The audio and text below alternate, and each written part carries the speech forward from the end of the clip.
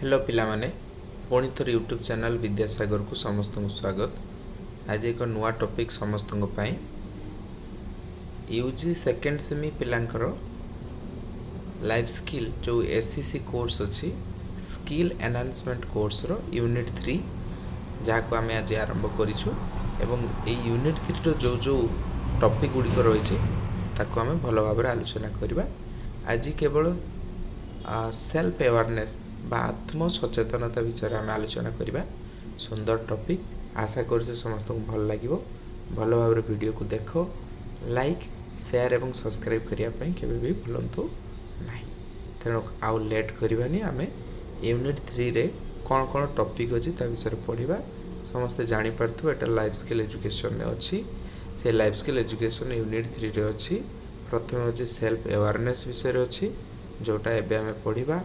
तापरे self concept आत्मधारणा ता विषय भी परवर्ती वीडियो रे आम आलोचना करवा सुंदर नोट सह। सेल्फ एस्टीम आत्मगरिमा व आत्मसम्मान, time management, empathy, emotional intelligence, social intelligence and spiritual intelligence यह विषय में आम आलोचना करवा। तेणु आज आम सेल्फ अवेयरनेस विषय आलोचना करवा। भल भाव बुझ। आत्म सचेतनता समस्ते जानिछ। आत्म सचेतन माने व्यक्ति निज पई केते निजे सचेतन। जदि व्यक्ति निजर सचेतनता निज हाथ रे रखिबो तेबे तार बड़ बड़ विपद को से मध्य अति सुरुखुरे कौन करिवो समाधान करि परिबो। तेणु आम तार विषय टिके भल से पढ़िबा।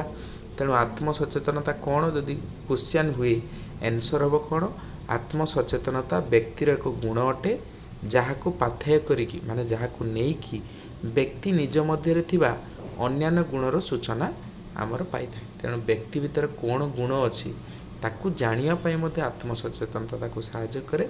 सहज भाषा कहवा गले जो दक्षता व्यक्तिर निजस्व व्यक्तित्व, निजर सामर्थ्य, दुर्बलता, चिंता, विश्वास, अभिप्रेरणा, भावना मापिबार सहायता करता है ताकू आम आत्म सचेतन बा सेल्फ अवेयरनेस बोली कही था। अर्थात जेटा व्यक्ति भीतर रुहे व्यक्ति को सहायता करे जानिबा पई तार व्यक्तित्व, तार सामर्थ्य, तार दुर्बलता, चिंता एमती अनेक जिनस विषय जे सहायता करे जानिबा पई ताकू ही आम सेल्फ अवेयरनेस बोली कही था। ठीक अच्छे। यह सही विषय वस्तु को ध्यान दिए। कौ विषय वस्तु को ध्यान दे थाए जहाँ व्यक्ति पई एकांत आवश्यक। तेणु व्यक्ति पई जेटा आवश्यक से विषय वस्तु को ध्यान दे थाए एवं व्यक्ति पई जेटा बहुत गुरुत्वपूर्ण। ये आत्म सचेतनतार विकास हेले व्यक्ति सामर्थ्य को निजर सामर्थ्य को चिनी पारे, अन्य व्यक्ति नजर में निजर अस्तित्व को मध्य अनुभव करि पारे। तेणु आत्म सचेतनता द्वारा ही व्यक्ति निजर सामर्थ्य को चिनी पारे एवं जड़े व्यक्तिर अन्य व्यक्ति तुलन में तार कौन भावना रही सी मापी पारे। जमीतिका जड़े व्यक्ति को अन्य माने केमिति आमर ग्रहण करुँच आत्म सचेतनता द्वारा ही जना पड़ी थाए। तेणु आत्म सचेतनता आत्मज्ञान ठारू बलिष्ठ अटे। ये आत्म सचेतनता कौन अटे ना आत्मज्ञान ठारू टिके ऊपर अटे। यह व्यक्तिर बाह्य एवं आत्म अभिज्ञता को एकत्रित कर साहाय्य करता। गोटे व्यक्तिर बाह्य स्तरीय आउ तार भीतर है। तेणु बाह्य आउ आत्म अभिज्ञता को ये एकत्रित कर साहाय्य करता है।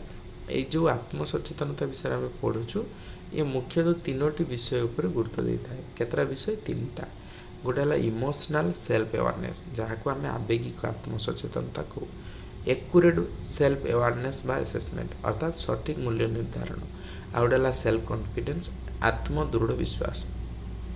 तेणु मन रखिए समस्ते आत्म सचेतनता यही तीनोटी विषय को ही गुरुत्व दिए। इमोशनल सेल्फ अवेयरनेस विषय, एक्यूरेट सेल्फ अवेयरनेस विषय आउ सेल्फ कॉन्फिडेंस विषय आमर विश्वास करता है। ये आत्म सचेतनतार विकास हेले कौन हेले ना यार विकास हेले व्यक्तिर वृद्धि, नेतृत्वर गुण आउ सकारात्मक संपर्कर उन्नति घटता है। तेणु आत्म सचेतनतार जिते विकास हो से व्यक्ति निजर बुद्धि, निजर नेतृत्व गुण, लीडरशिप गुण, तार पॉजिटिव जो रिलेशनशिप अच्छी ताकू मध्य से उन्नति करि पारिबो। एबे जीवा आम आत्म सचेतनतार संज्ञा। भल भाव बुझ। सुंदर नोट तुम मुझे निजे। तेणु चेष्टा मुझे दूर करी मैंने या बुझीपार लिखि नब। ठीक अच्छे। तेणु भल भाव देख यार डेफिनेशन गुड़ा मुझे बाछी बाछी लिखी जोड़ा तुम्हें पार। गोटे होती ପ୍ରାଗାଟେନୋ ସ୍କାଟଲର ପ୍ରାଗାଟେନୋ ସ୍କାଟର ହେଲା, ଇଏ ଗୋଟେ ଖତରନାକ ନାମ। ତେଣୁ ଯାହା ତୁମେ ପଢ଼, ଯାହା ଦେଖିବ। ସେ କ'ଣ ଲେଖିଛନ୍ତି ଦେଖ, ଇଂଲିଶ ଓଡ଼ିଆ ମୁଁ ଦୁଇଟା ଲେଖିଛି, ତୁମେ ଯେଉଁଟା ପାରିବ ଭଲ ଲାଗିବ ସେଇଟାକୁ ତୁମେ ପଢ଼ିବ। ତେଣୁ ଇଂଲିଶରେ ଯେଉଁଟା ଲେଖା ହେଇଛି, self awareness age the capacity to perceive the self in relatively objective term whilst maintaining a sense of subjectivity। ଅର୍ଥାତ୍ ସେ କହୁଛି କ'ଣ କହୁଛି ଯେ ବସ୍ତୁନିଷ୍ଠ ଭାବରେ ବ୍ୟକ୍ତି ନିଜେ ନିଜର ମାନସିକ ସାମର୍ଥ୍ୟକୁ ଉପଲବ୍ଧି କରିବାର ସାମର୍ଥ୍ୟକୁ ହିଁ ଆତ୍ମସଚେତନତା କହୁ। ଅର୍ଥାତ୍ ତୁମେ ସର୍ଟକଟ୍ରେ ବା ଅବଜେକ୍ଟିଭଲି ତୁମେ ଯେତେବେଳେ ତୁମର ମାନସିକ ସାମର୍ଥ୍ୟକୁ ଉପଲବ୍ଧି କର, ସେତେବେଳେ ତାକୁ ଆତ୍ମସଚେତନତା କହିବା। ଆଉ ଗୋଟେ ଡେଫିନେସନ୍ ଦେଇଛନ୍ତି କ୍ନାଇଟ୍ ଆଉ ସ୍ପାରୋ। କ୍ନାଇଟ୍ ଆଉ ସ୍ପାରୋ କ'ଣ କହୁଛନ୍ତି? Self awareness the accuracy of self assessment is closely related to self awareness. ଅର୍ଥାତ୍ ସିଏ କହୁଛନ୍ତି, ଆମର କ୍ନାଇଟ୍ ଆଉ ସ୍ପାରୋ କହୁଛନ୍ତି ଆତ୍ମସଚେତନତା ଆତ୍ମଜ୍ଞାନ ସଠିକ୍ ଆତ୍ମମୂଲ୍ୟ ନିର୍ଦ୍ଧାରଣ ସହ ଘନିଷ୍ଠ ଭାବରେ ଜଡ଼ିତ। ଯେ ଆତ୍ମସଚେତନତା ଆତ୍ମଜ୍ଞାନ ବିଷୟରେ ଆମକୁ ବର୍ଣ୍ଣନା କରିଥାଏ, ସଠିକ୍ ଆତ୍ମମୂଲ୍ୟ ନିର୍ଦ୍ଧାରଣ ସହିତ ଆମକୁ ଜଡ଼ିତ କରାଏ।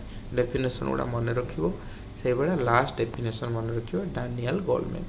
ବହୁତ ବଡ଼ ତାଙ୍କର ଡେଫିନେସନ୍ ମିନିଂଟା।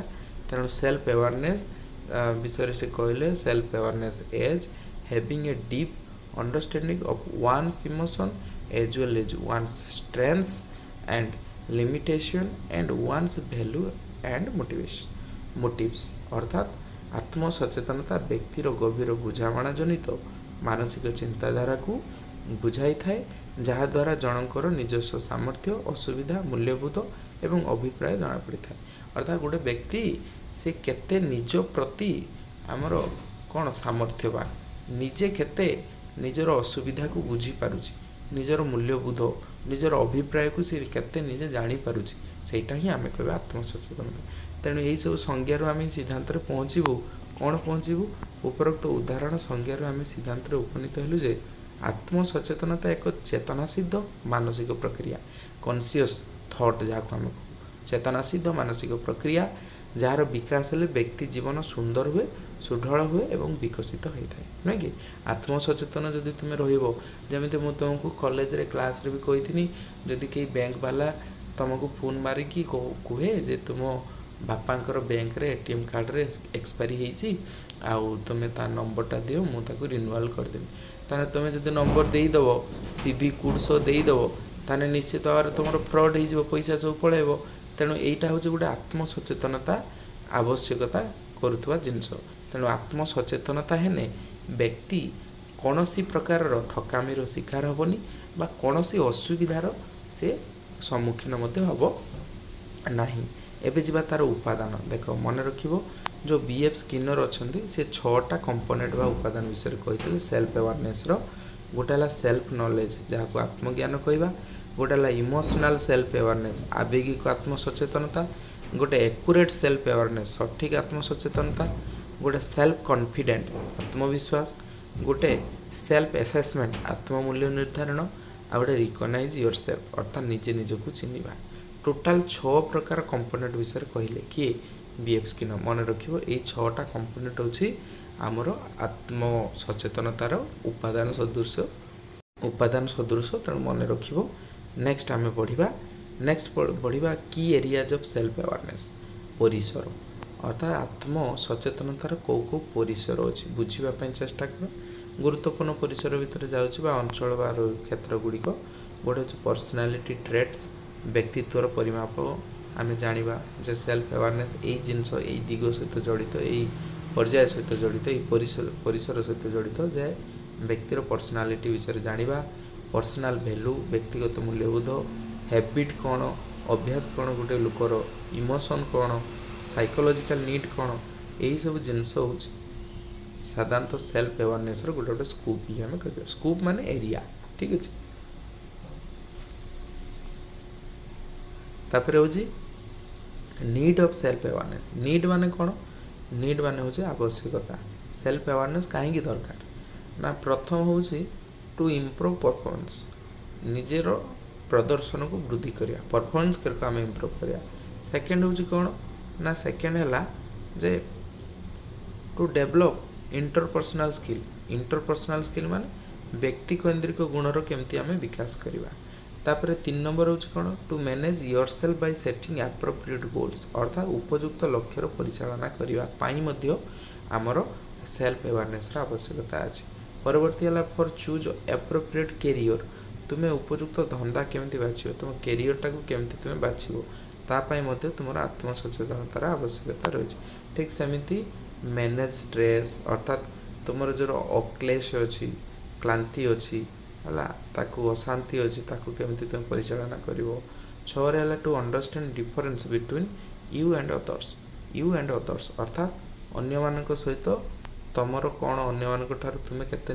पार्थक्य ताकू मते जानिबा एगुडा होचे तार गोटे गोटे नीड ठीक अच्छे तापर जीवा आमे 4टा टाइप्स जीवा कहार सेल्फ अवेयरनेस रो 4टा टाइप्स मन रखियो प्रकार भेद सबुठु बेस्ट नोट करके मु देइछि तेणु समस्त टिके वीडियो देखिया भितर टिके लाइक कर दियो शेयर और सब्सक्राइब मते कर दियो 4टा एरिया कौन सेल्फ अवेयरनेस रो गोटे हला इंटरनल जाको आभ्यंतरीण सेल्फ अवेयरनेस कहवा जेटा आम भितर रुहे एक्सटर्नल है बाह्य जेटा आमको बाह्य स्तर अवेयर हाँपाई पड़े प्राइवेट जेटा निजस्व आ गोटे पब्लिक माने सर्वसाधारण तेणु 4 प्रकार सेल्फ अवेयरनेस आम देखापी पाइबा आत्मसचेतनतार यही 4टी प्रकार व्यक्ति को सदृढ़ करने सहित व्यक्तिर आत्मबल अभिवृद्धि साहाय्य करता कहले अत्युक्ति हे ना तुम कॉन्फिडेंस को बढ़िबार ये कौन करता साहाय्य कर ठीक अच्छे परवर्ती कौन अच्छे डायमेंशन भलसे बुझ सेल्फ अवेयरनेस डायमेंशन कौन अच्छी दिग कौन कौ दिग को आम जा गुरुत्वपूर्ण दिग कौन ना प्रथम है सेल्फ रियलाइजेशन आत्म अनुताप तुम केमी निजे अनुताप कर रियलाइज केमती कर सेल्फ नॉलेज आत्मज्ञान सेल्फ एक्सप्लोरेशन आत्म अनुसंधान सेल्फ मोटिवेशन आत्म अभिप्रेरणा सेल्फ एस्टीम आत्म गरिमा ठीक अच्छे युवा हूँ गोटे गोटे दिग कहार आमर सेल्फ अवेयरनेस मन रखिबो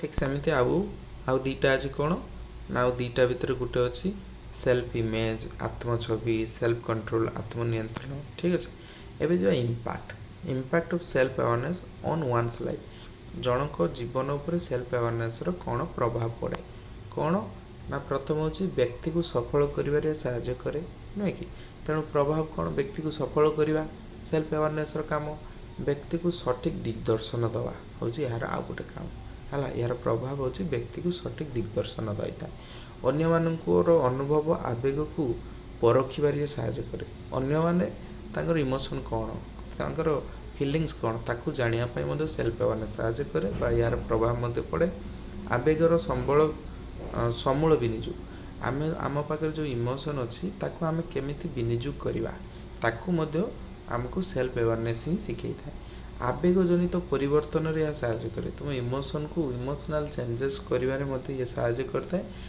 आत्मज्ञान अभिवृद्धि ये मते साहाय्य करे आत्मज्ञान सेल्फ नॉलेज केमती तुम भीतर क्रिएट हम दृढ़ मानसिकता हासिल मते ये तुमको साहाय्य करता है कि सेल्फ अवेयरनेस तो शेष कथार आम कौन पढ़ा शेष कथार आम पढ़ा जे सेल्फ अवेयरनेसटा परिशेष कहुपर कौन जे आत्मसचेतनतार विकास हेले व्यक्ति निजर जीवन को आत्म दृढ़तार सह गढ़ी तोड़ार सह भूल ठीक बाछ विचार कर निज जीवन चलापथ को पुष्प सुरभित कर गढ़ी तोड़ी थाए ठीक अच्छे ये हूँ ऑल ऑफ यू तुमपाई कौन ना गोटे सुंदर आमर विषय जार ना हूँ आत्मसचेतनता सुंदर भाव में मुझे तुम लिखी आशा करें भलसे बुझीब तेणु प्रथम क्लास आम सेल्फ अवेयरनेस विषय आम आज सरला परवर्ती क्लास रे सेल्फ कंट्रोल विषय आम पढ़ा तेणु आत्मसचेतनतार यही जिनस तुम मैंने मन रखिदेव जे आत्मसचेतनता कौन